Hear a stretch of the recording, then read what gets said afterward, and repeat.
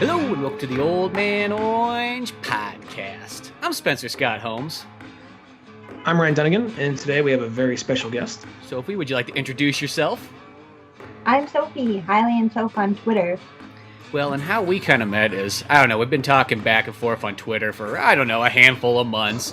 And I just always see she's always got all kinds of very cool retro gaming stuff on there. Got a very impressive collection of everything from Zelda, the Chrono Trigger, Harvest Moon, and then she really likes Sailor Moon, which is awesome because that's a show that I had watched ever since it came out in America. I remember when it came out because it was on one of those like odd channels. I almost want to say something like USA. I don't think it was USA, but it was something like that. I think it was UPN. No, I know it's not UPN because I didn't have it, because I had satellite. That's the only reason I mean, it might have been on there too, but it was on something that I had on satellite. And for some reason, it was also on at like an odd time. You had to like wake up at 5 in the morning before school to see it or something. Same with like Sonic the Hedgehog. You guys are making me feel so foreign because I'm in Canada and I'm like, what channels are you talking about? You know, USA, It was just this, America. It's just monster trucks and Earl McGraw. And like, a lot of anime for some reason. I always remember that was a channel Yeah. that had all the weird anime. It had like Monster Rancher on there. And it Oh, I had... love Monster Rancher. See, yeah, it had all those like cool, like weird ones, but I remember they were always at like an odd time. Like you had to wake up super early to watch it. And then it made it easier to watch Sailor Moon once they finally put it on Cartoon Network, I think in like 97. It was like the same time Dragon Ball Z was put on Cartoon Network. Mm-hmm. Do you guys have Cartoon Network in Canada? Or? We do, but we have a lot of American channels and I just fill them in with Canadian commercials. But we have Teletoon here Ah, and okay. YTV. I just remember the Sailor Moon because they had the. oh, look at Ryan's He already. just cut out again. I know. His internet's having some trouble today. I don't think he likes us. Yeah, well, he did also get the internet put into, I think, a weird place, and he's in San Francisco, and all the buildings are made out of metal and steel for earthquake protection, so that doesn't help any signals. That sounds really hardcore. It's like one wall will do it all. It's hard to even use a cell phone in San Francisco when you're indoors. Yeah. He's gone. Well, he's gone, so till then, we'll just have to keep talking ourselves. So, what's your favorite Harvest Moon? I like the Harvest Moon for Nintendo 64. It was my first one that I ever played. And I've never actually completed it the way you're supposed to. My dad always basically calls me a failure at the end. And then sometimes I just keep playing and hoarding cows and stuff like that. But no, I've never completed it. Actually, currently I'm trying to become the king at the New Year's Festival. Mm-hmm. And there's a way you can do it. You can just keep resetting the game because it's random every single time if you get picked. So I've reset it probably like 200 times and I still haven't been picked. Oh, yeah, I know. It's one of those ones. I know that's a game, too. That's probably my favorite Harvest Moon as well. And, yeah, I've gotten like 2.5 years into it, or maybe not even that far. But, like, that's kind of the thing, though, is you kind of do everything in about 1.5 years, and then there's all the little things that you kind of got to get accomplished. But then it almost feels kind of like work by that point. You're like, okay, I got to put the man hours in of farming and get everything done. My buddy, though... You have to woo all these girls. Yeah, you got to get all that, got to get married and all this stuff. I have another friend, and Harvest Moon's like his favorite thing too, and he likes the 64 one. And he actually did it where he went to the very end, and then the mayor gives you the award or whatever. And I think that's almost when you hit 3 or 4 years. And then you could still go on, but you've pretty much done everything.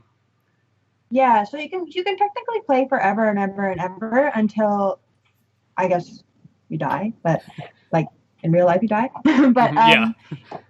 You have to complete it so that your dad gives you like a perfect rating, and you need all the photos and you need all the house upgrades. But I know one of the photos is when you get all of the house upgrades. Yeah, so you get all the little photos and things like that. But yeah, I've always loved Harvest Moon 64. The other one I like a lot is the PlayStation one, but the only downfall of that game is it has those horrible load times that you kind of forget about. Oh, yes. You know, I've only really started playing PlayStation like a week ago. I'm really tardy to the party. So, but that's okay. I haven't played a Harvest Moon game on it yet. Well, if you ever do play the PlayStation one, there's a better version for PSP or PSP Vita. It's called Harvest Moon, I think Boy and Girl, or Boy or Girl. And Something that like one's it's like the remastered version of Harvest Moon. What the heck is the one called on PlayStation? I'll say It's a Wonderful Is Life. it Back to Nature? Or Yeah, Back to something? Nature. So it's the I remastered should check version it of out. that one. Cool. Because yeah, on the PlayStation, if like when you go to save, it takes you like a minute and a half. I kid you not. Oh man, that's brutal. It is so terrible. It was bad back in like '99, like when the game was kind of like when you're used to PlayStation. So yeah, when you kind of play it, I could not imagine doing it nowadays and having to sit through there. Like I used to do the thing. I didn't save until I was about like a couple hours into the game, which is probably not always the best idea, but still. Oh, it looks like we got Ryan back I on. think technology makes us. Hi, Ryan. Hello again. I'm like 5 steps away from just growing this beard out, getting a stick and bindle, and just moving it to the mountains away from technology. Like 5 steps away from that. Cool. Yeah, somehow, some way that. Yeah.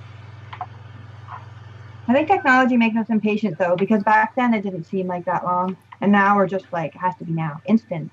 Yeah. Well, it's like I remember the 56K days. It's you were just kind of used to a little bit of waiting. You almost even had, it's like, oh, web page is loading. You pull up your Game Boy, and you just wait it out. Yeah, dial up for life.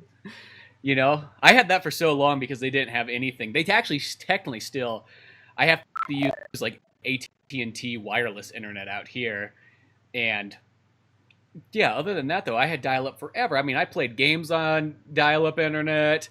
I did all kinds of things. I uploaded videos to YouTube on dial-up. Well, at least 10 years ago. That would take 5 years to do like 2 minutes of the video. I know. Well, that was back in the day when you couldn't upload anything more than 100 megabytes, anyways. So it was okay. You just did a file at like 20 megabytes, and you let it sit there for an hour, and hopefully it would get, finished. Yes. Yeah, we didn't get fast internet here either till like last year, because I live in the middle of nowhere too, kind of in the woods. Yeah, that's exactly where I live. I'm out in the middle of nature in California. That's not really nerdy. It can be. It can be. It's like living like Link. That's how I look at it.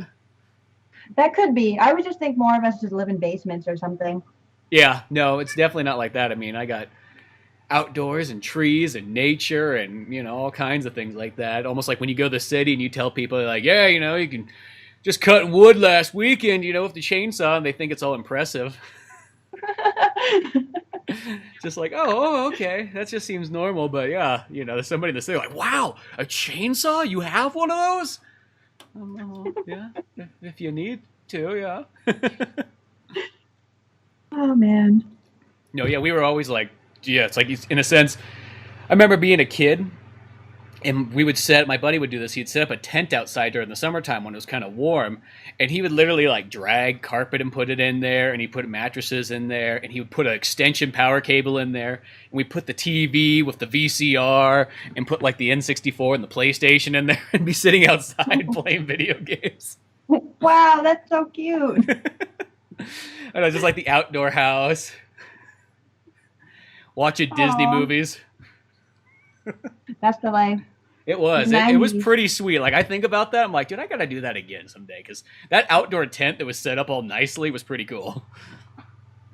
That does sound nice. Yeah, it wasn't just like camping. It was more like it had all the amenities of like your own personal room just in a tent environment to be cool during the summer.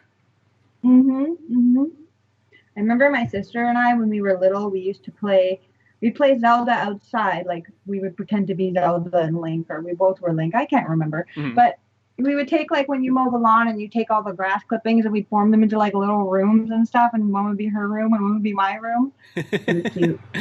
Oh, that reminds me of, like, when it's, like, wintertime and making, like, snow forts and everything. Yeah. Yeah, we have, like, 6 months of snow here. Yay, Canada! Yeah, that's more snow than we got. We got, like, 4 months of snow here in this part of California.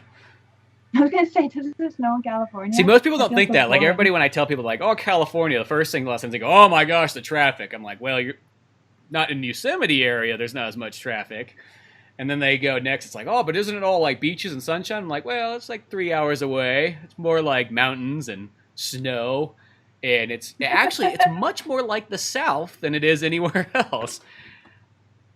I lived in Tennessee for a bit. And I was like, wow, you know what? Tennessee isn't that much different than where I came from. Strangely enough. There you go. It was felt like, oh, I guess it's easy to adjust to here. Hmm. Well, I saw that, for the last while you were playing Chrono Trigger. It said that on your description, and then it disappeared. So did you complete Chrono Trigger? No, I did not. So my friend suggested that I play Sleeping Dogs, which is how I started playing PlayStation. Mm-hmm. And then I got distracted, and now I'm completely sucked in by it. Actually, I go to visit my granny. She's staying in like a health facility right now, and I tell her all about like my drug busts and people I kill and cop cars that I steal and stuff. And she's like, "That's nice." That's great, Sophie. I'm glad you got all that going on. It's good to have a hobby now and then. But no, I would like to get back to Chrono Trigger. I just feel like I need like hours and hours and hours at a time to play that game, and I can never find like more than 2 hour, like a 2 hour block to dedicate to playing it. Mm. So I do want to get back to it, but I do have vacation soon, so hopefully I can get back into it. It's funny on the podcast. Me and Ryan talk about that all the time. It's like nowadays it's like I talk a lot about retro gaming and I like to look at it, but it's like I don't always get into like playing as much things as I want, especially RPGs. RPGs are always the one.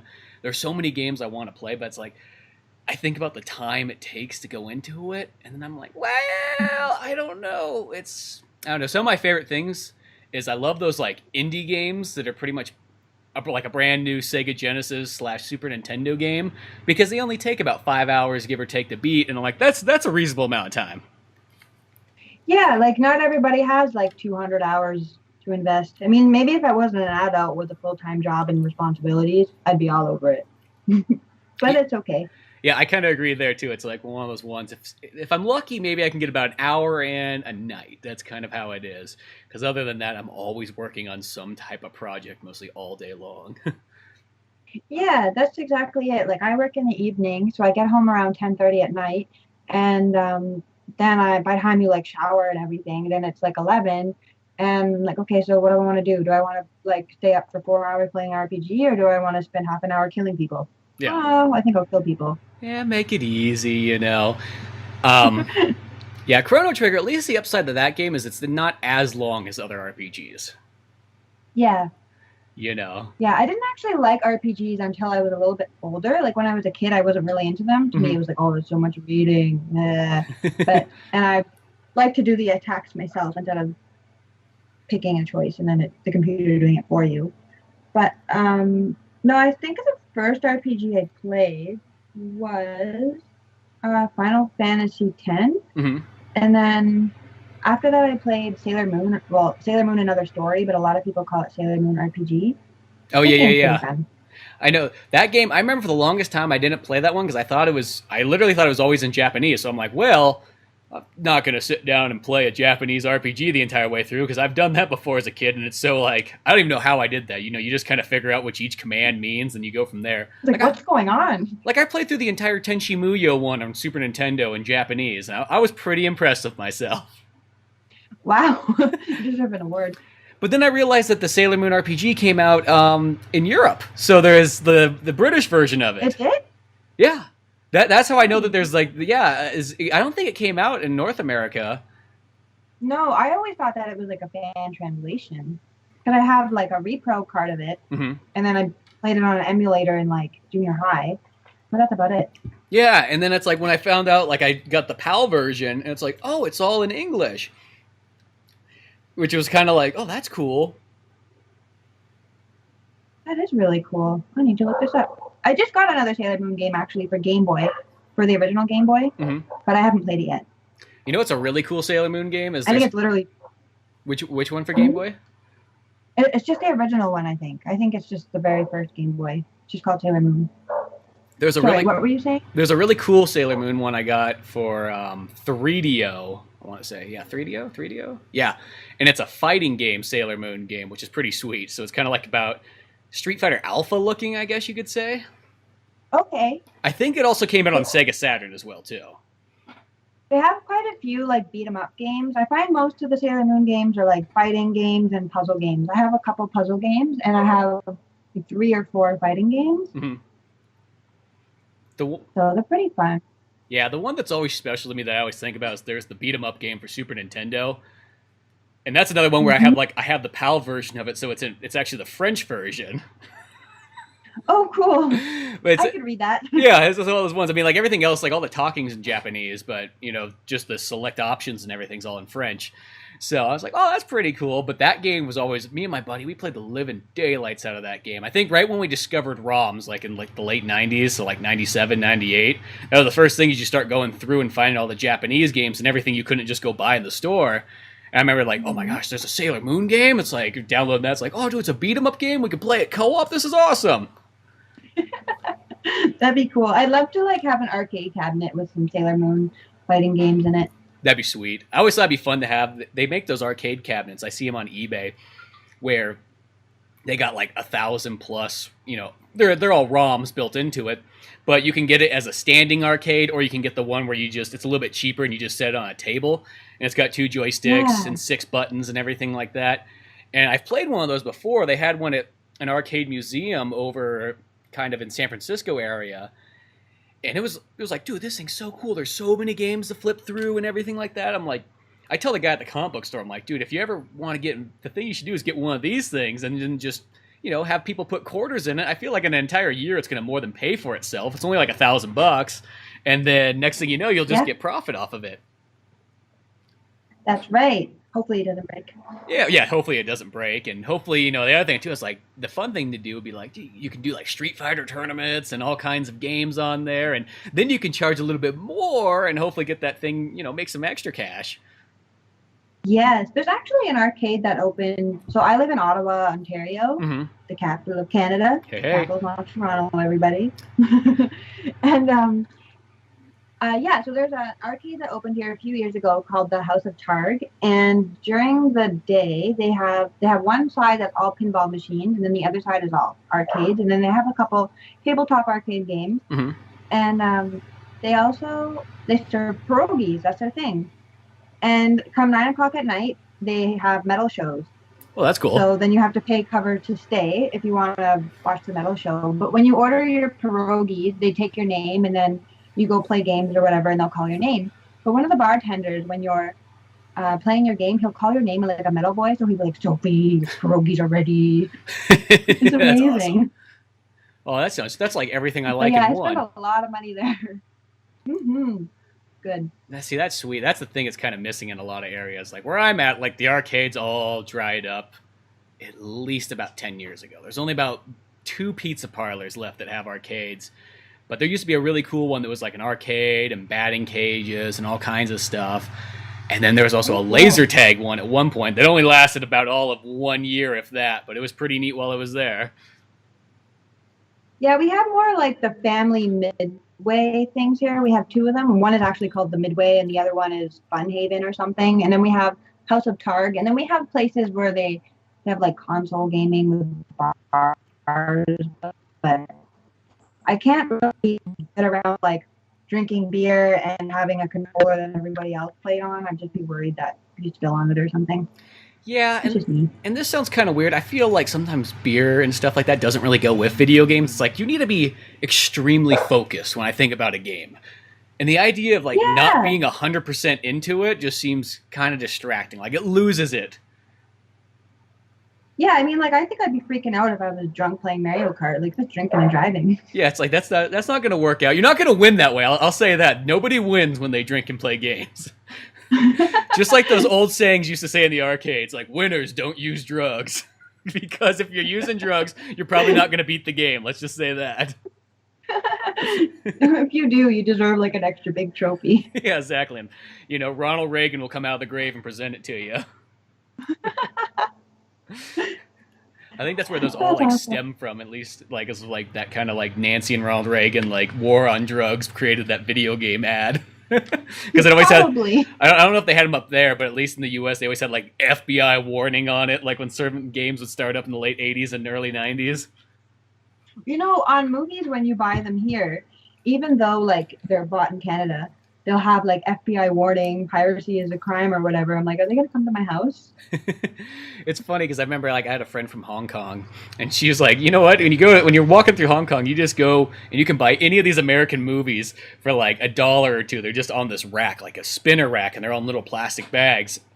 And it's like, nobody cares about copyright there. And then I started to think about it. I'm like, well, isn't that the exact same thing in the U.S. and North America? Like when it comes down to martial arts movies and Chinese movies, you always see them like in the dollar rack where nobody seems to care about copyright either. I think it's the second that's out of the country, nobody seems to care anymore. They fight for their own, but they don't seem to care about the others. So it feels like it's a win-win struggle.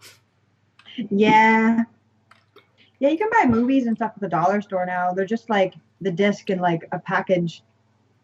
Oh, that sounds like those Chinese style ones. Yeah, but it's all American. They're like How to Lose a Guy in 10 Days or whatever. I saw that one. It was $1.50. Oh, you know what? I think I bought one of those once. They had it was Titan AE was in that. And I was like, oh well, I'll take Titan AE now. Oh, I found She-Ra, the Princess of Power, at the dollar store. That was pretty cool. Oh, that's pretty. There's a good find. See, a lot of times you find kind of neat stuff like that there that you would not normally find. Like at the dollar store, I found the entire collection. I don't even know if it's technically worth it, but it's kind of cool to have of Sonic. It's the Canadian Sonic show. Sonic Underground? Yeah, Sonic Underground. With all the singing? Yeah, with all like the kind of like where Sonic's like in the middle. Songs. Which I literally like when you watch that show, I really think that somebody had this idea for a completely different thing, and then all of a sudden they're like, yeah, we're gonna have this, he's gonna be in a band, and he's gonna have these brothers, or brother and sister, and all this stuff, and then it's like, you know what, that's not gonna sell. But you throw Sonic the Hedgehog on top of that, then you got something we can market. Because there is really not a whole lot of Sonic in that show. It's clearly something else. And then at the last second, they're like, no, make it Sonic. Yeah, it's just because Sonic's in it. I feel like Sonic just got marketed way too much into stuff that he shouldn't have been in, but that's okay. Yeah, it's okay. We always like Sonic. That's okay. We got Sonic Mania coming out tomorrow. Hopefully that will fix all problems. Mine hasn't shipped yet. Thanks for the reminder. Yeah, I hope mine ships. I didn't get a message from Amazon, but sometimes I get it day one. Sometimes I get it like 3 days later. I don't know. It's just that's what you get for living in the mountains. Yeah, for us too. I think it's just because I'm Canadian. We get everything really late. Probably. It's I don't know. I'm in that same boat. So when people get it, it's like day one. Like, what do you mean you got that day one? Or I like sometimes it's like, people in England seem to get things like instantaneously. It's like, well, that's because your country's so small. It's like they don't get a whole lot of distance to go, But I know I bought the big fat special edition version that came with Sonic the Hedgehog on the Genesis and a bunch of other stuff that I probably didn't need, but it looks so cool anyways. Yeah, I ordered the same one, and I really don't need it, and I don't have room for it, but I got it anyway. See, I wanted it. Then when they came out with the Switch one, I was kind of bummed. I'm like, oh, I wish I got that for Switch instead, because I got mine for PS4. I got mine for PC because I didn't have a PS4 yet, and then I was like, well, it's not coming out on Switch, and I don't have an Xbox, so I ordered it for PC, and then all of a sudden the Switch one came, and like, well, I'm not going to give up my pre-order. I did the same thing too. I'm like, yeah. And then also for some weird reason, the Switch one was an extra $10. I'm like, well, okay, I don't need that badly. And then I heard too, it's like you don't get I think you don't get the actual cartridge for the Switch. It was like just a code for the game. So I'm like, well, that's kind of silly then. I don't know. That's weird. Doesn't the cartridge just open and there's a gold ring in it? Maybe that's what it is. A gold ring. Put this code in. Which I don't know. That to me is like, don't even make a physical version if you're not gonna put like an actual cartridge or disc in there. That defeats the purpose 100%. I don't know. I saw that with the Batman, the Telltale game. That statue, though. Which one? Which one did you say?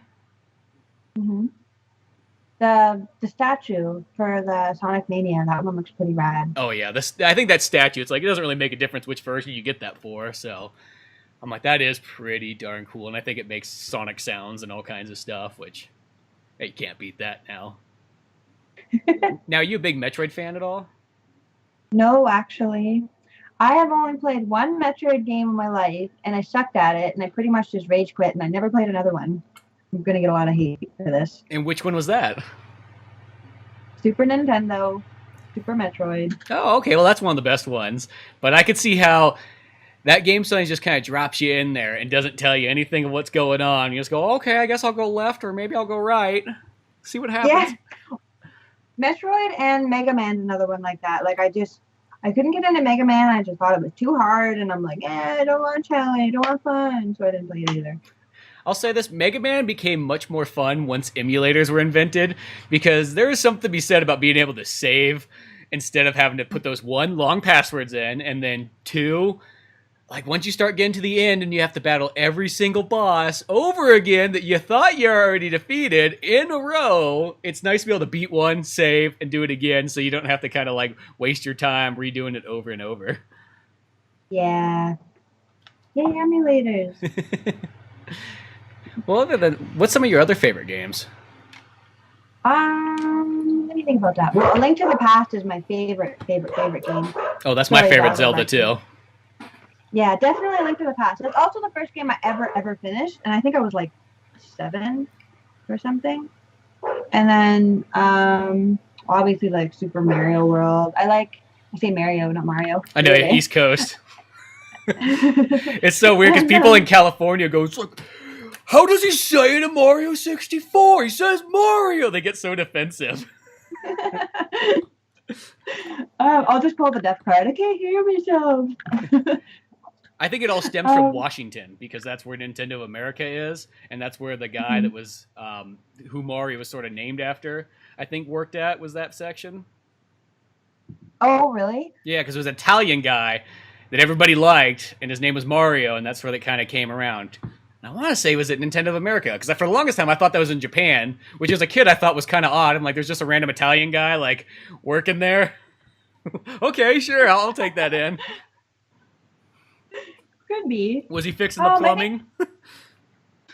Did you know the only time that he does plumbing is in Super Mario 3D World, the one with the cats? He actually like hits the pipe with his wrench. That's the first time I've ever seen him do any plumbing. Yeah, other than going through a pipe. Because... Yeah, but they don't actually go through pipes. It's like the plumber comes to your house. Hold on, I gotta get down. Just goes through to fix it, and then he's in the underground world as he's like inside fixing the pipes. Do do do do do do. Like running around. Hear music like under your toilet. Yeah, and you just hear him like running. Do you? But oh man. Definitely Donkey Kong Country 2. That's my favorite Donkey Kong out of all of them. The music is amazing. Oh, I love that one so much. This is the only kind of complaint that I have about that SNES Mini coming out. Every game they chose for it, I'm like, okay, that's all really good games. Actually, I'll say this. The Kirby's Dream Course one, I'm like, really? Kirby's Dream Course? Yeah. I thought in the 90s when that game came out, I was like, really? Golf? I mean, it's not that it's not fun, but if you're only going to choose like 20 games, why is that one chose? And then I go, I wish that Donkey Kong Country 2 and 3 were on there, because I like those ones even more than the first one. Yeah, I like number 2 the best. And it's funny, the only Kirby game that I really, really, really love is Kirby's Avalanche.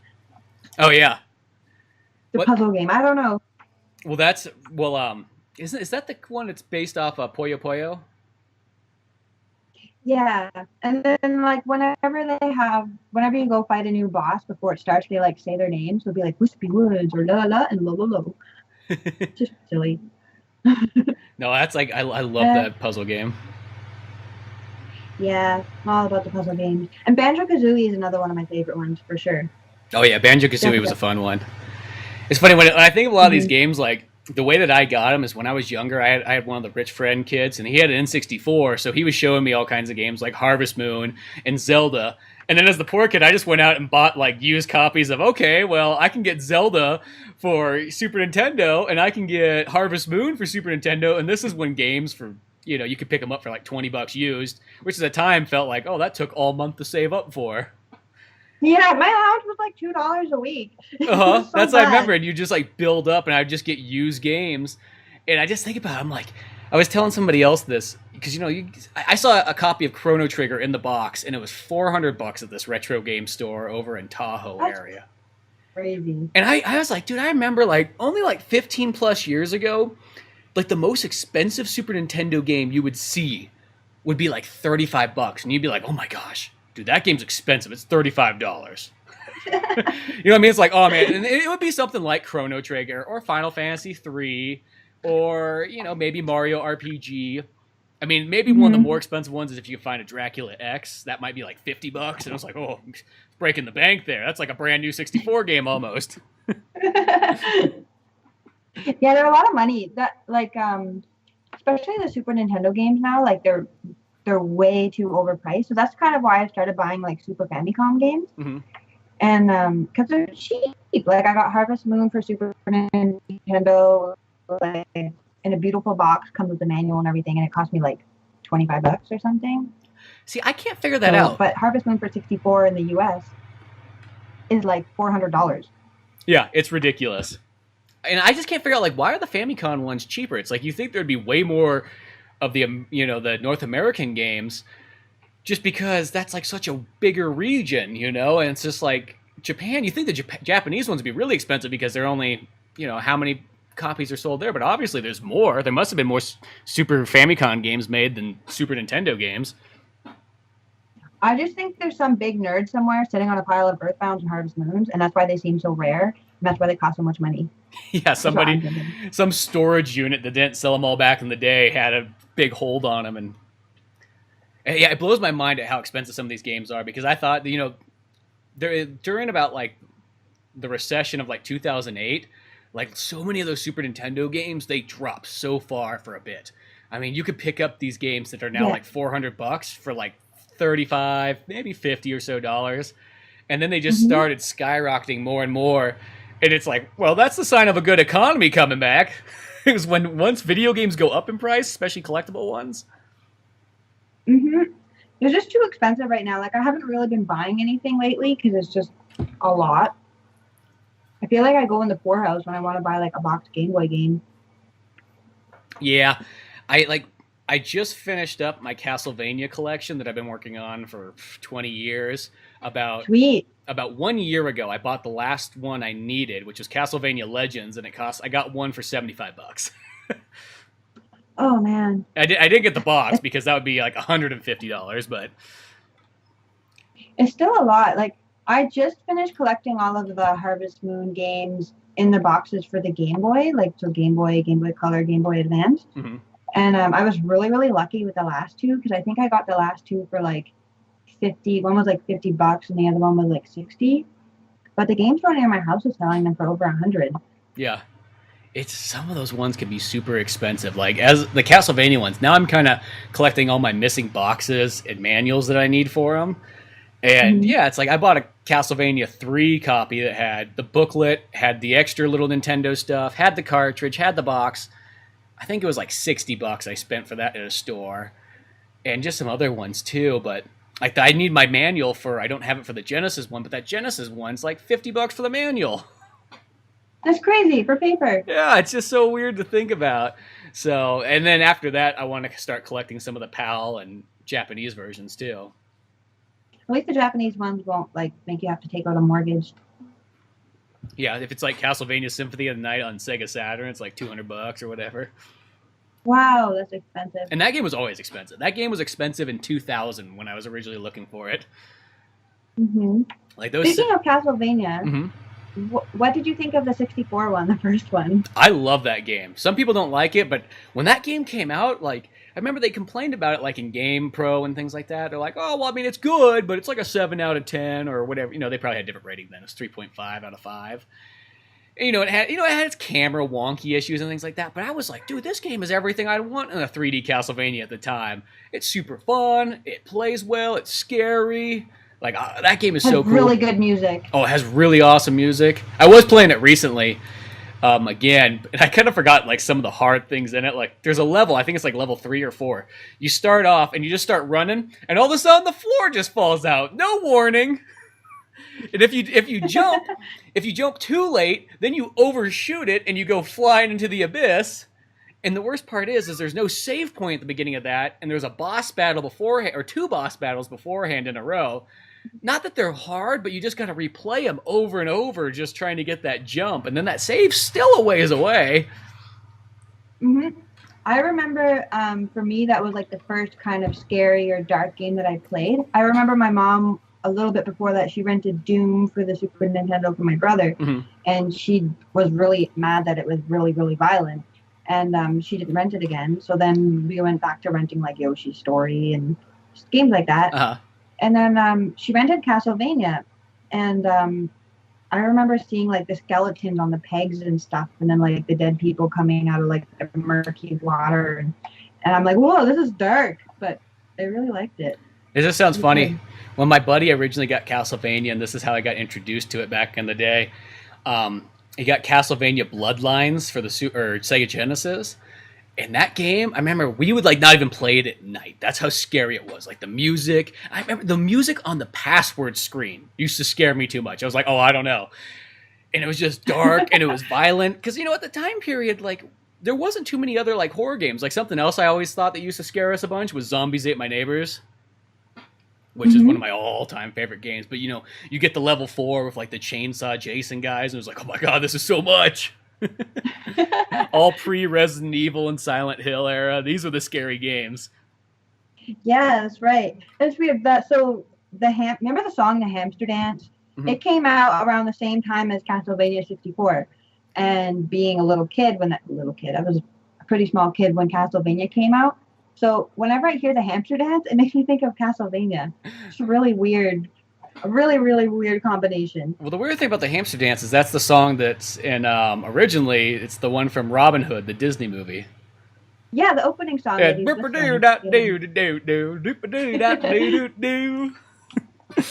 That's the one. Yeah, that. So when I heard that, I was like, oh, it's the Robin Hood song, because I love that movie. For sure. So what do you think are some of your prize collections that you have in your retro game collection? I have a Game Boy Micro Famicom edition. I feel like that's on everybody's like wanted list though. It's like everybody just needs to have one. Mm-hmm. And I bought it from someone in some like really ghetto area in Ottawa.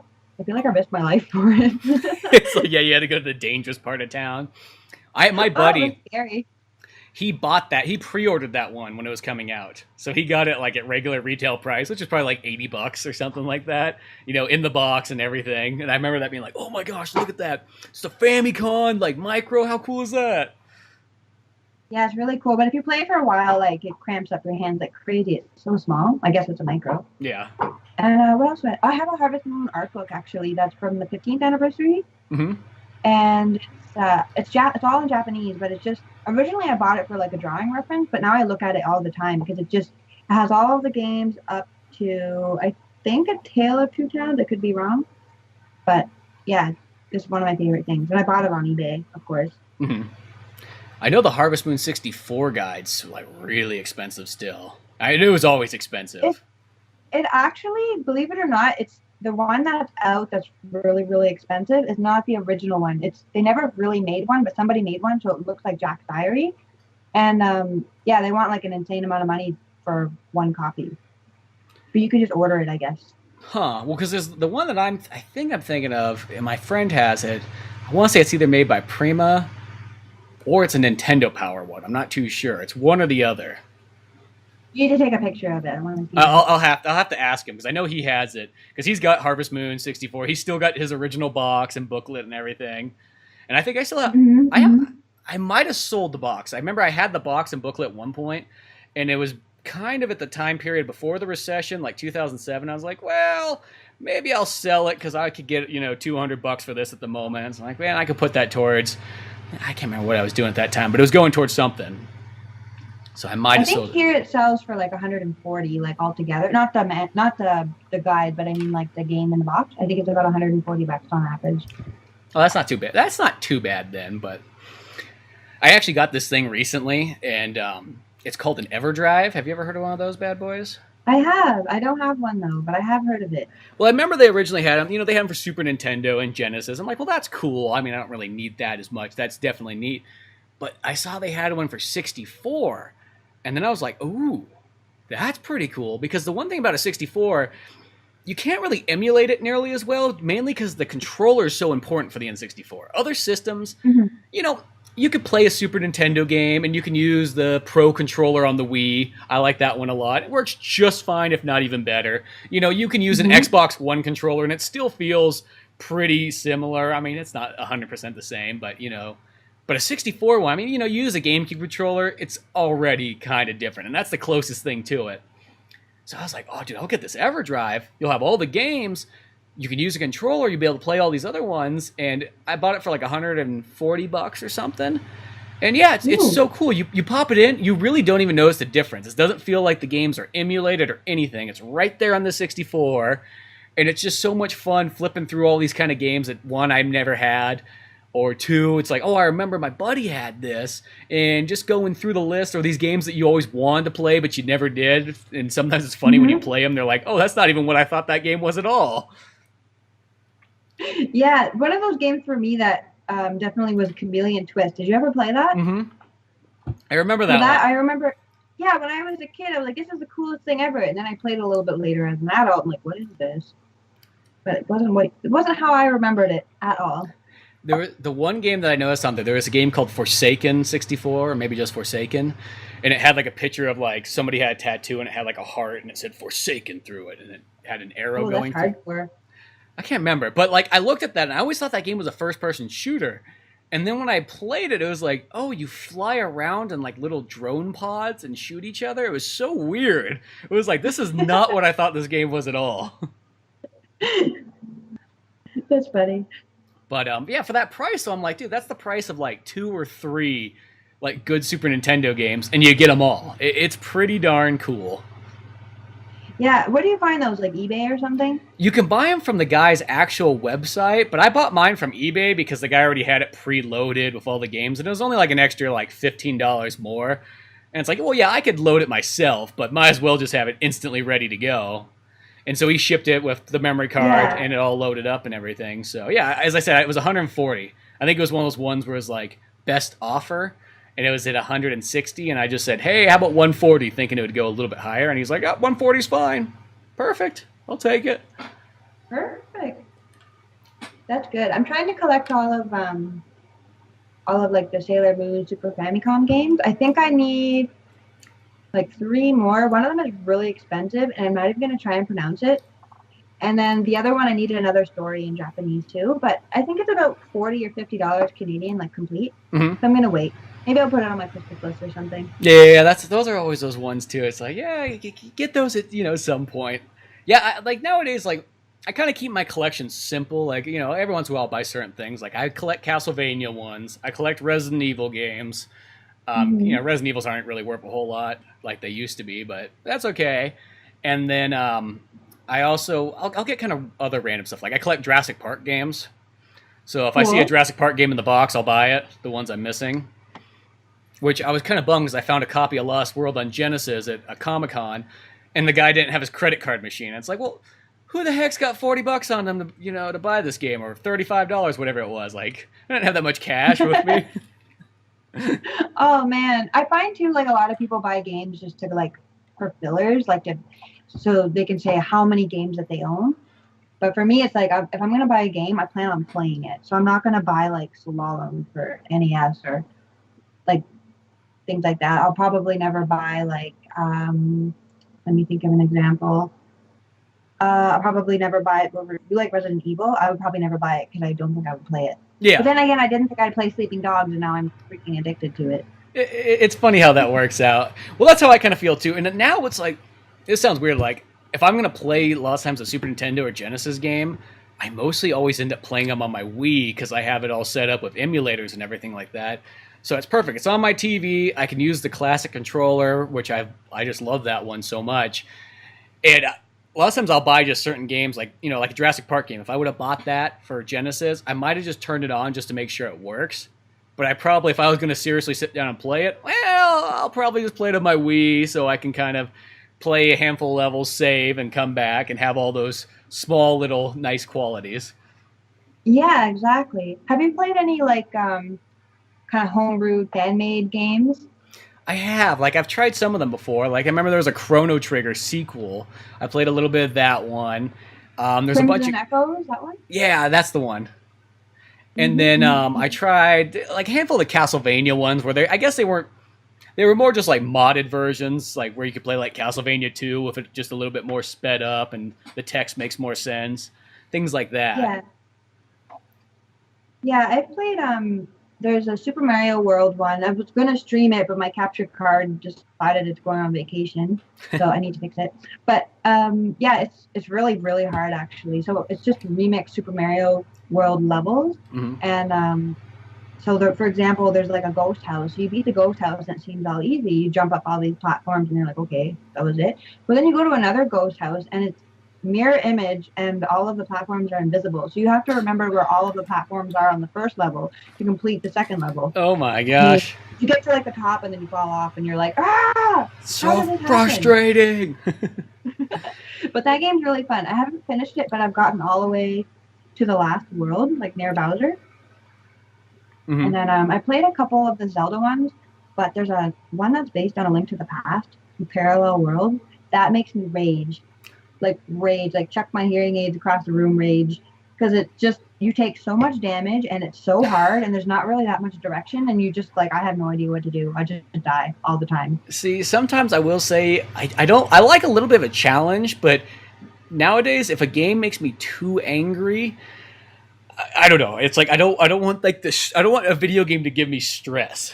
Where it's like I'm sitting there going like, why? Too hard. Why is this so difficult?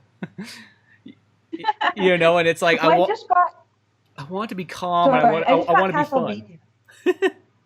Yeah, I got Castlevania for SNES recently, actually, and I find that game freaking hard too. I'm playing through it, and I got through like first 5 or 6 levels, and then I just start dying all the time. I played through Castlevania 3. Oh, it might have been almost even 3 years ago by now. In that game, once you start getting to like the last level, everything does a quarter damage to you. Even a bat will hit you, and it'll do a quarter damage. Why? Because the game just it gets constantly harder as it goes on. So you get to that point where you just have quarter damage, quarter damage, quarter damage. Then they got these platforms that are these like, what am I thinking of? Like a clock. Why I can't think of what it's called right now. When they shift back and forth. I know what you're talking about, but I cannot think of what the word is, but I feel a pendulum. They got pendulums swinging back and forth, and on regular Nintendo, that was not a time period that was made for you to have something moving in like that type of motion, and then you trying to land and jump across. So that part was tough. And then when I got to Dracula, I was down to just 1/4 health. So I just retried him over and over, and I couldn't get hit once. And I almost wish I took a video of it, because I finally did beat it, and I didn't get hit a single time battling Dracula the whole way through, because I had it so timed out of where to stand each time and throw axes. And it was like, man, I should have recorded that. I had that so perfectly down. It was so neat. Nobody is ever around when those things happen. And then when people are around, it's like you can't get your life together. Oh, yeah. Like there was this glitch I had on GoldenEye, and this was probably still before anybody was doing this was before YouTube probably even.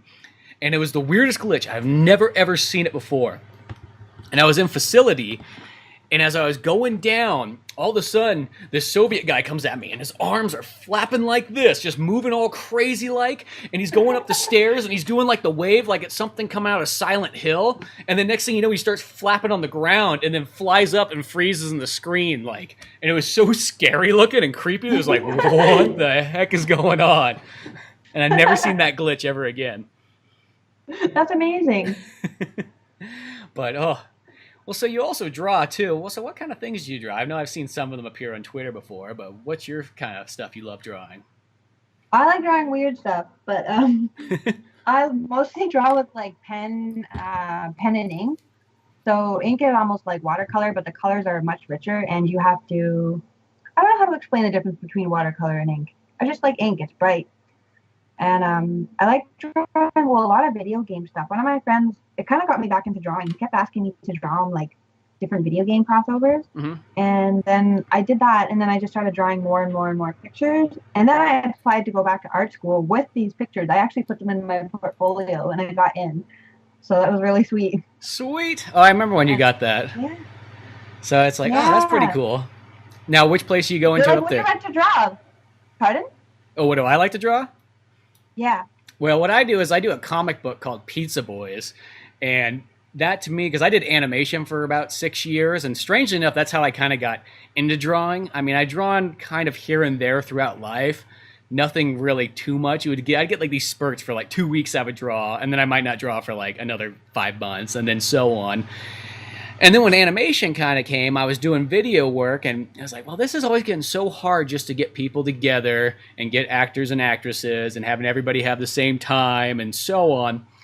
So it's like, let's try animation. So me and Ryan, we were like, okay, we can do animation. It's like Ryan kind of drew. So it's like, hey, here we go. I'll animate it. I'll put it together editing wise. And then through that process, I just kind of kept drawing and drawing. And from there, I was doing all kinds of just animation stuff and just getting better at drawing that I wanted to take a break earlier this year. And I was like, you know what? I've always wanted to do a comic book. Let's try that out. So I did my first issue about 6 months ago or so. And then now I'm just about done with issue 3. And I'm selling them on Comixology and Amazon. So it's pretty cool. Make sure you link me after. Yeah, I'll have to show it to you. I also have it as my pin tweet on there too on Twitter. But yeah, it's kind of fun. I like the comic book process. I feel like I can get a lot of story done because animation's one of those ones you like in 3 months you might only have a minute's worth of good stuff. Maybe a little bit more than that, 2 minutes or so. But a comic, I can kind of do the entire thing in under 3 months, which 28 pages is what this next one is. So I feel like that's quite a bit of content. It's like the length of an episode of an animation, and I can just I do comedy in it. I make it like a sitcom because I've always been really into sitcoms. So I'm like, hey, I can just draw a sitcom about me and my friends and, all my things I like. It's like I put podcasting in there. I put retro gaming in there. I put the gym. I put, just all the different little things I like. And I make each one kind of like a little episode. Cool. That's awesome. So it's kind of fun. And I do all my drawings now digitally. I just got my little old-fashioned Wacom from 2002. Wow. Like the tablet that you have to look at the screen and draw down on. And it's kind of weird. Mm-hmm. I draw much better on these than I do the ones you can actually draw on the screen itself. Yeah, I have an old tablet. I took a pre-animation class in college when I was 18, in my prime. And they gave us Wacom tablets. So I still have mine in the basement. Oh, no, mine's the bamboo one. So, yeah, you have to look down and draw and then look up at the computer and make sure you're actually drawing. But it's pretty cool. Yeah, this one here. All my drawings are by hand. I draw on watercolor paper. That's pretty sweet. Yeah, I want to do digital art though, because it just seems I think it's easier, or it's supposed to be easier, and I find you can do more with it. Well, because sometimes I only mostly draw on paper just to kind of do I'll do it for practicing and sketching and getting maybe when I'm designing a character, I'll do it that way. But it's funny, I've done it before where I've been drawing on the computer for so long with, my hand on the Wacom and then my other one on the keyboard. I was literally drawing on paper and I made a mistake and then I went and hit Control Z. Oh! It was oh wait, this doesn't work that way. It makes you think of when you go out in public and you see a screen and you automatically touch it. And yeah, it's oh, this one's not touch screen. Which I remember when... look really stupid. It made me, because when touchscreens originally came out, it's what do you mean touch the screen? We were told for years never to touch the screen, and now you want me to touch the screen? Are you crazy? That goes against everything! Yeah, pretty much. It used to always just make me laugh. Everything's going backwards. So what type of school, or where is the school at? Not I know that many. I just know that where Technical Dave went to. That's about it. It's actually the Ottawa School of Art. So it's right downtown in the market, and it's all hands-on. You're not going to take art history, and I don't have to take English or anything like that. Oh, that's so good. The classes are yeah, you literally just go to class and do art for 3 hours each class. And then I think you have an art show at the end of the whole program, which is 3 years. And I think that they help you out too, to get known in the community a little bit, which is pretty sweet. There's 2 galleries in the school, and then the school also owns some off-site galleries, which actually, when I was younger, I think I was 21, I had my first solo art show. I used to paint a lot. I did night sky paintings, and I had an art show. I had an exhibition that was outside in these display windows. It was really cool. And I remember when someone bought the first time I sold a painting, it was super exciting, super exciting. And now I have no desire to paint. I just want to draw. Oh yeah. Well, still, it's all that stuff kind of comes together. I felt when I was learning how to draw, I had all this years of video and storytelling and everything like that. So when I was doing animation, what made it click is once I figured out how the lip syncs worked, it was all boom. I was oh, okay. This all starts to make sense here. And it started to come together. So I feel whatever all art almost kind of comes together in circles. So you could be working on one thing and then you can shift over to almost another project or side of it. But then a lot of that knowledge you knew from the other one kind of transfers over. And I think that's always kind of the cool thing about art is that it's so intermixable. Yeah, that's exactly it. Like right now I'm working, well, I've taken a break from it. I'm working on a really, really big drawing for my friend. And it's another video game crossover. And I've stopped on one part because it's making me so angry I just can't get it right. Mm-hmm. And so I've taken a break from it. But now that I've done some other projects, I feel like I can go back to it pretty soon because I think I've like upped my skills enough that I can finish it. Perfect. Which is nice. Yeah, you gotta like that. Hopefully I finish it someday. Yeah, what I want to do soon too is I want to start doing some Comic-Cons and things like that and anime cons and just get a little booth there and then do the mix of like, one, I can sell my comic, but two is just do a couple of crossovers because I think those are always one of the best ones is you do your own little custom crossover. And a lot of times it's like you can literally pull names out of a hat and it's mostly like, who doesn't want that? Like, and I got a couple drawings. Like I got one that I did. It's a Legend of Zelda crossover with Good, the Bad, and the Ugly. So it's called The Good, the Bad, the Link. So Zelda's the good, Ganon's the bad, and Link's, I guess, technically the ugly, but I call him, even though the way it's drawn, he's drawn like Clint Eastwood, so I guess nobody's the ugly, but still. But yeah, it's like cool things like that. I just feel like, yeah, just do about like if everybody kind of you got together with a couple people, split the cost, and then if you all had 5 drawings of cool crossovers and you sold those as well, like perfect, That's awesome. So I think that would be I think that everybody likes it. It's familiar, right? So people will totally be into crossovers. Yeah, and it's one of those ones like you can just cross over anything. You just be like, hey, let's do a Cowboy Bebop Metroid crossover. Like, it's like that works. Like, you know what I mean? It already sounds interesting. Like, I already kind of want to see that. And all it is you just combine two things together, and then it kind of gets you. The nice thing too is the crossover gets you in that parody realm, so that you're away from like the copyright like infringement too, which is always another fear. Yeah, I think you should have to say like inspired, like Zelda inspired or something. Mm-hmm. I don't know. It's always those weird ones to get around. I don't. Like when I was trying to sell different T-shirts of things, it's like you always had to explain to them the parody thing, and then they'd be like, "Oh, okay, we get it now," and then they would let you go. But yeah, you have to be careful with that. I don't know. I've always gotten like a lot of like hassling from different things. Even on our podcast, we got hassled before from Warner Brothers on multiple occasions.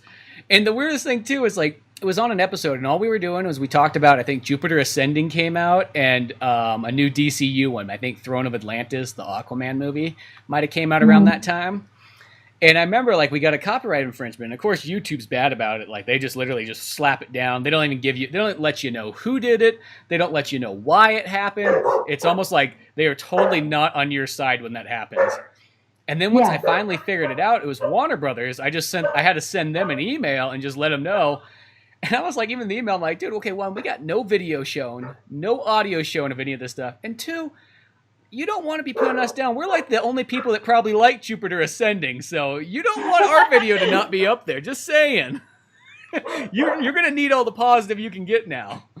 If 2 of us like it, you better just take it. Yeah, exactly. So go figure. But yeah, it's funny how that is. But when do you start your school coming up soon?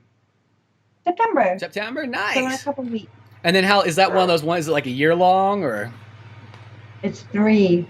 3 years? Oh, that's cool for the fact that it's straight art. Like you don't have I always call them the filler classes because you don't got none of these classes, even art history. I'm like, that's kind of a filler class. I understand it, but it's one of those ones like, hey, you're here to learn a skill. You know what I mean? And you could go pick up an art history book if you want to learn about that. Like that's kind of exactly. I kind of consider those kind of classes like that's just a way for schools sometimes to grab more money. It's just to like put those things in there. That's like no, just teach me, let me learn, let me practice, give me guidance. That's what it should be all about. Yeah, and I know that we're gonna go on like some field trips and stuff because the National Gallery of Canada is like a 10-minute walk from my school. Mm-hmm. And I was looking in the course outline, and it says that we go on a couple of trips there to like. Draw some of the statues and stuff for a life drawing class. And that will be good. Like right there, that's art history. You're walking into a gallery and it tells you all about the paintings and the pieces of art that you're looking at. So I think art history is mostly about influence, like influencing you. That's pretty cool. Yeah, and it's like I understand what it's about and everything like that, and it's like I get it, but it's like sometimes like I think it's like being in the future when we have all this almost material. Like you can go grab books like animation. I just learned it all. Like what I would do is I'd go on Amazon and I'd just buy a bunch of those animation books used, and I would just like pick and choose which ones I wanted. And I mean now I got like a library of like 50 plus books on animation, video making, voice acting, you name it. I just buy it and read it. Yeah, that's exactly it. Are you being invaded? It's okay. But yeah, so it's just like, well, that would be really sweet though. That would be cool, just doing all that kind of stuff. And now in Canada, how does it go for like college and paying for it and everything there? Okay, it depends. So if you're a disabled person, you can get grants. If you're on welfare, you can get grants. If you're a rich family, you're screwed, you pay for it yourself. But our school isn't nearly as expensive as United States. Yeah, well, because in the U.S., it's almost on average, like a cheap school is $100,000. Yeah, that's crazy. Like for art school, it's like 3,000 something a year. See, that's the right price right there. That's like the affordable. I almost feel sometimes in the U.S. they put the price up so high to keep the poor people out. I'm not too sure if that's what it is, but sometimes you see those kind of things and you start getting that Rage Against the Machine mindset, and you're like, wait a second, I see what's going on here. They're just trying to keep the poor people down. I see it. It seems that way. And like here, when I went to college, I got like a grant because of my hearing loss. So I got a grant to go to school. Well, see, that helps out. For like, I think I got a grant actually, which paid for a big chunk of my books and tuition. Nice. See, I'll make a big dent there. But even like, yeah, even $3,000 though, like that's affordable. You know what I mean? Like you can do that. You know, like the same thing here would have been like 30,000, and it's like that. It's like who the heck? Most people can't even make 30,000 an entire year, let alone have that much for school. Yeah, it's just like keeping them down. Like they don't make it affordable to live, and then how do you expect to go to school? And then sometimes too, I look at some schools and you know, they're set up almost like, I always call it like that ancient Greek look.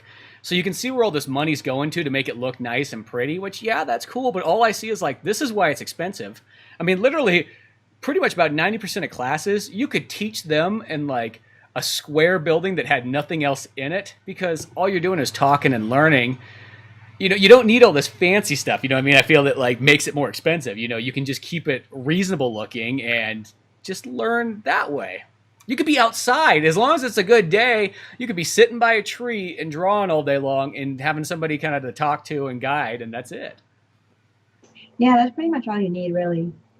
But no, that'll be really sweet. You know, that'll be fun to do all kinds of things. Sometimes I think about that too. I'm like, should I go back to school for a bit and just learn some extra like kind of stuff? Just mainly to have almost like the degree, because I've just been doing freelancing like for the last 12 years or so, and I do anything and everything. I do video editing, I do voice acting, I do animation, I do, you know, audio stuff, production stuff, light stuff. So, but at the same time, it's kind of like, it would be nice to be able to jump on board some of these other things that they won't let you to unless you got that degree. Yeah, exactly. Like here we have like college, you get like college diploma is like 2 years, 2 or 3 years for most of them, and then the university degrees are all like 4 years and then up. Mm-hmm. But even it's not nearly as expensive. Yeah, that's pretty cool though. All in all, you gotta like that. But yeah, so you got drawing going on, you got your retro game collection. You know, what's some of your other favorite animes? Well, obviously Sailor Moon. And Cardcaptor Sakura for sure. Mm-hmm. But I like the manga a lot more than the anime, but still the anime is really good. And Inuyasha, I'm almost done watching it. Oh, perfect. I'm looking at my desk. And Chobits. Have you ever watched Chobits? No, I haven't. What's that one all about? It's made by Clamp, the same people that make Cardcaptor Sakura. Mm-hmm. It's about Persicom, so they're personal computers and they're people. They're like lifelike computers. A lot of people don't have girlfriends because they have these computers. and it's all about a robot. A guy falls in love with his robot, and if the robot can love him back or not. Oh, so it's that question of like, yeah, man and machine loving together, huh? See, I feel weird when I watch animes. Is, you know, just because I've watched them ever since they pretty much started to appear in the U.S. But I feel like always, like, whenever I'm looking through lists and things like that, like, even if I'm on, like, Crunchyroll, like, next thing you know, I'm like, oh my gosh, they got Lupin the Third on there? Like, I feel like such, like, the old man when I'm like, oh, there's a 60s anime? Yeah, that's what I want! You know, it's like Akira or something. Or yeah, like, I love, like, 70s, 80s, 90s animes. Like, bunch of those ones, I think, are, like, my favorite kind of section. And especially, I like a lot of the 80s and early 90s things. And that's, at the time period, I think that was because that's what there was. That was, you know, I just remember being like in the late 90s. You know, you would go to the store and you wouldn't have a whole lot of choices. I always call it the 5x10 aisle. You know, 5 across, 10 down or so. Probably not even 10 down, probably 5x5. And that was all the animes there was. So you pick from these, and that's the ones I always kind of think of is, you know, stuff like Dragon Ball, Sailor Moon, Ghost in the Shell, Akira. Other things would have been like Rama 1/2 and Tenchi Muyo and just all these ones like that. That was all there was. Yeah, I haven't really gotten into any new anime. I watched maybe the first season of Soul Eater. I tried watching Attack on Titan, but it's a little bit gory for me. But maybe after Sleeping Dogs, I'll be able to watch it now. Yeah, just build up a little bit of tolerance. Yeah, well, it's like I look at the list of new animes, I feel like I'm almost like lost. Because there was a time period where, like, you just watched whatever was on and you were grateful because that was all there was. And now it's just like there's like almost like overload of how many things you can have that, like, it's kind of like, next thing you know, I start fading back to like, oh, Full Metal Alchemist. Well, I know that one. You know, Gundam Wing. There you go. There's a classic. Yeah, you go back to what's familiar. Yeah, I go back to like the one. And instead, that's a lot of times what I do nowadays. I just seek out all the animes I watched back in the day and see if I can find the whole set of them and watch them over because it's been so long. It's pretty much like sort of new, reminding it again. Like I was watching Sailor Moon Crystal and I was like, oh, this is a cool way to kind of go back and watch Sailor Moon. Yeah, because it's very true to the manga for sure. And it's not a kid's show anymore. It's definitely geared towards like an older audience. It's pretty serious. Well, it's because like that original dub, I kind of forgot like what that was like on the original Sailor Moon, and you do kind of watch it. It's like, oh yeah, it had kind of a strange dub. I mean, they were totally making it as like the 10-year-old kid show, and it's like Sailor Moon has like a really weird voice on the dub. It's like, I don't know why I kind of forgot that, but yeah. And right about there, the internet cut out, and then we got reconnected again. But for some reason, Skype decided to only record half of what we were talking about. So Sophie's part was recorded, but my part wasn't. So it's literally a one-way conversation. You know, there's just so many Skype errors, and I guess in the perfect world, Skype always works and it always records, but we don't live in that. You know, we lose Ryan because his internet failed on him, and then for our last little half an hour, it all disappears halfway, I guess. But those sort of things happen. So till then, check out oldmanorange.com for more podcasts, cartoons, music, and more. And you can check out Sophie on Twitter at Hylian_Soph, S-O-F. So Hylian like Zelda _ the S-O-F. Well, I'm Spencer Scott Holmes. So, We'll see you some other time. bye. Thanks for listening to the Old Man Orange podcast. Check out our website at oldmanorange.com for even more podcasts, cartoons, videos, music, and more. Send us an email at oldmanorangepodcast@yahoo.com.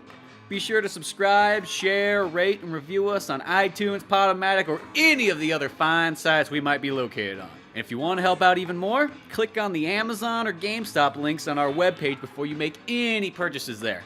Won't cost you a penny, but it sends us a little something our way. Thanks for listening, and tune in next week to Old Man Orange.